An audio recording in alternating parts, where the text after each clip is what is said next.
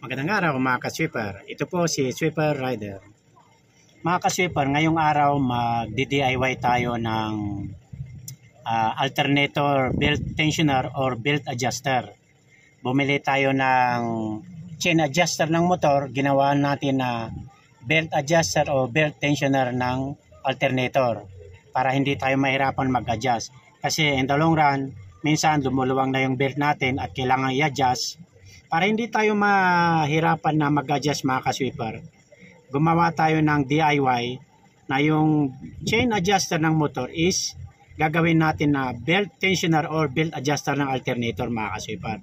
So tara mga ka-sweeper, tingnan natin kung paano ikabit.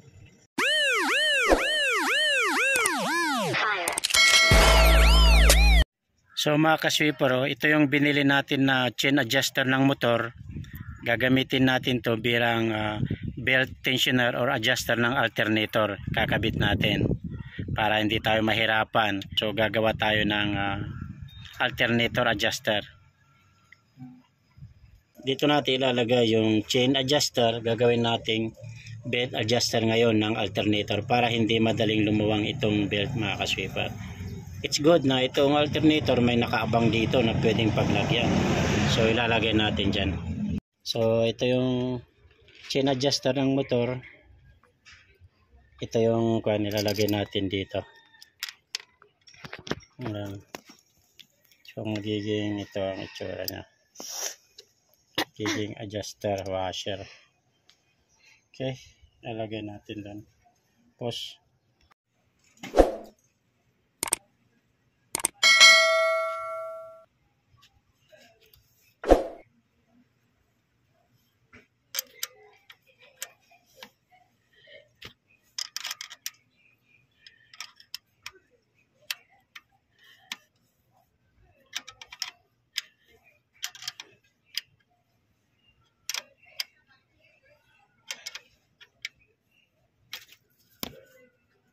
ayan mga ka-sweeper, medyo sumisikip na yung belt dito.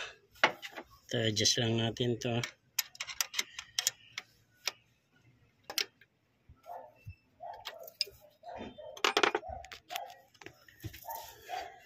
Okay, medyo masikip na yung belt mga ka-sweeper.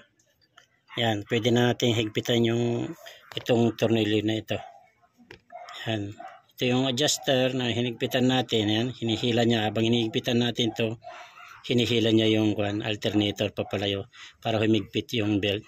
Ngayon hihigpitan na natin to.